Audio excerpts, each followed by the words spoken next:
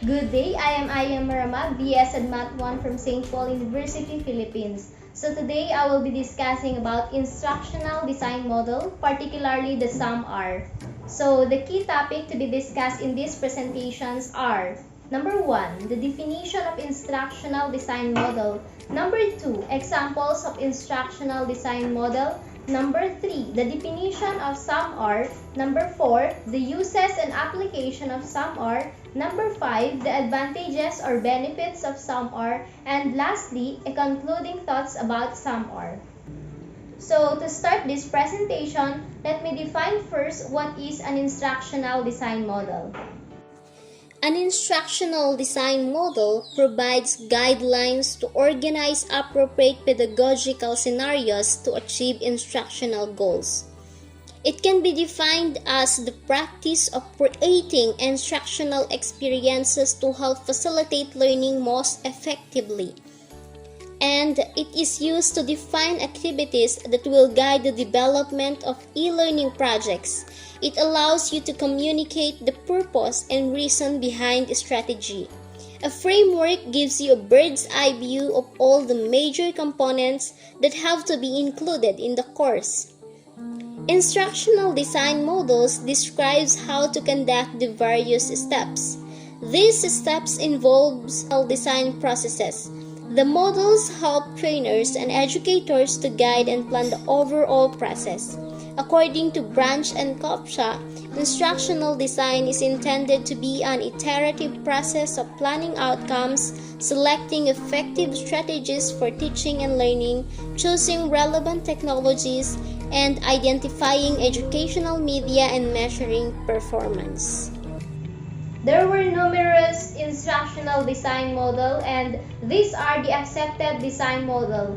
The SAMR, also known as the substitution, augmentation, modification, and redefinition. The TPAC, Assure, ADDIE, Bloom's taxonomy, Merrill's principles of instruction, Gagne's 9 events of instruction, and the universal design for learning. But today I will be focusing on SAMR.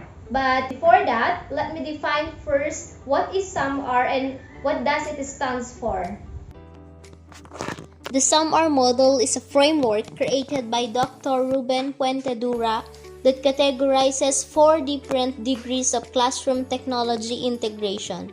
The letter SAMR stands for substitution, augmentation, modification, and redefinition. The SAMR model was created to share a common language across disciplines as teachers strive to personalize learning and help students visualize complex concepts. The SAMR model can be especially powerful during remote and blended learning when integrated classroom technology makes teaching and learning a more seamless experience for educators and students. The SAMR model consists of 4 steps. First, the substitution. Second, the augmentation. Third, the modification. And fourth, the redefinition. Substitution and augmentation are considered enhancement steps, while modification and redefinition are transformation steps. Think of the difference between seasoning old family recipe, the enhancement, and creating an entirely new original dish, that is the transformation.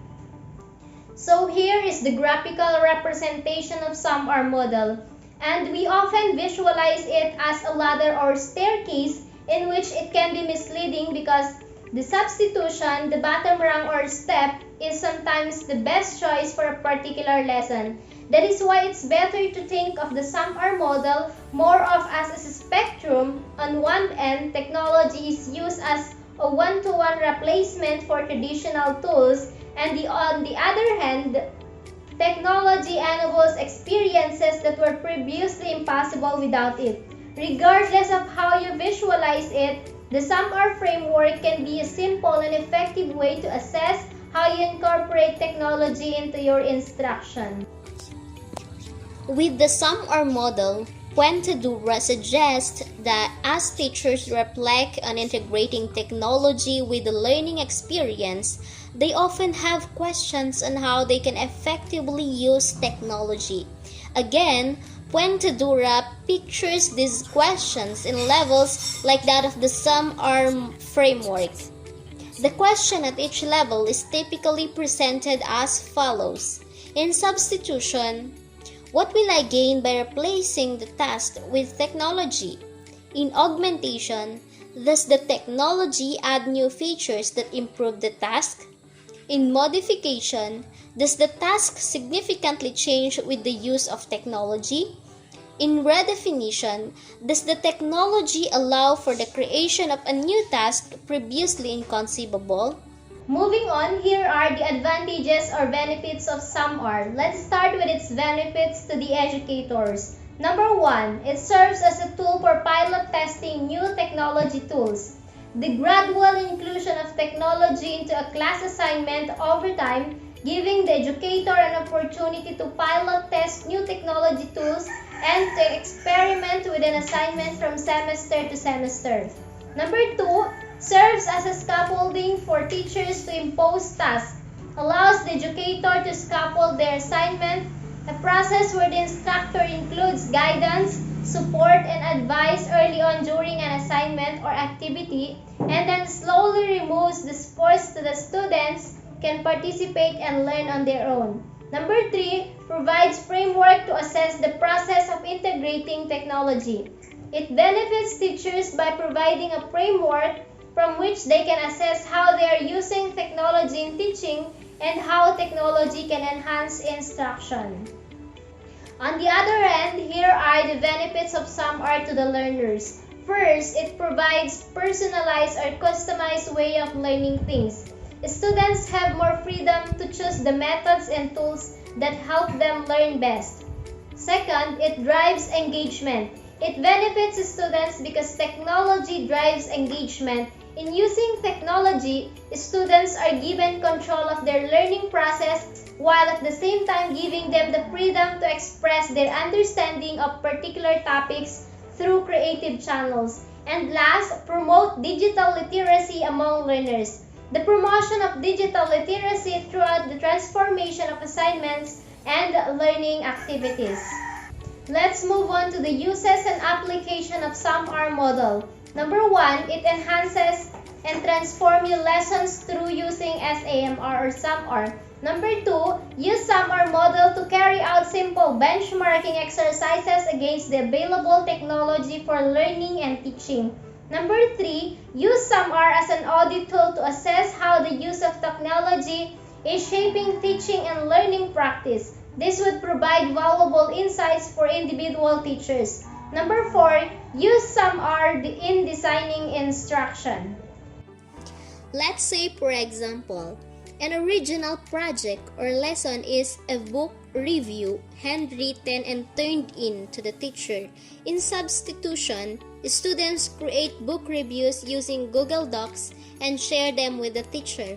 In augmentation, students use various add-ons for their book reviews such as speech recognition, read and write for Google for voice notes and word prediction. And in modification, students can use Google Classroom to post their book reviews, receive peer feedback, and participate in ongoing discussion about their book. And lastly, in redefinition, students may use Animoto to create a 30 to 60 second book trailer.